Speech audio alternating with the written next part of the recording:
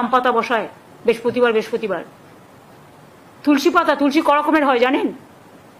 আমার বাড়িতে 40টা তুলসীর গাছ আছে ওইটুকু জায়গার মধ্যে। তুলসীর মধ্যে আবার লক্ষ্মী আছে, নারায়ণও আছে।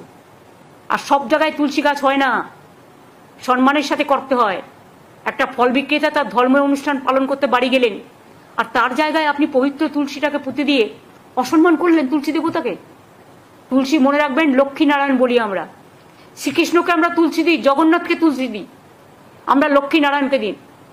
আপনার পুঁততে হলে নিজের বাড়িতে পুঁতলেন না কেন? যারই কথা হোক, আমি কাউকে মিন করে বলছি না, আমি প্রত্যেককে বলছি, যারা যারা এই মিন মাইন্ডেড পলিটিক্স করেন, চ্যারিটি বিগিনস অ্যাট হোম। আয়নায় নিজের মুখ দেখুন, তারপরে অন্যের মুখ দেখবেন। এগুলো অন্যায়, দেবতাদের অসম্মান করা।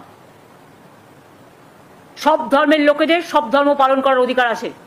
আজকে দুর্গাপুজোয় ছুটি হয়, অনেকেই বাড়ি যান, দেশে যান, তাই বলে আমি তার বাড়িটা দখল করে নিতে পারি? কি শেখাচ্ছেন, কি রেখে যাচ্ছেন? যা ইচ্ছা বলছেন, যা ইচ্ছে করছেন। গণতন্ত্র যদি এখানে না থাকতো, তাহলে কি আর আপনি আমার পাড়ার মোড়ে দাঁড়িয়ে আমার উদ্দেশ্যে জুতো ছুটতে গিয়ে বলে না ধর্মের কল বাতাসে নড়ে, জুতোটা গিয়ে পড়লো আমার একটা পাঞ্জাবি পুলিশের পাগড়িতে।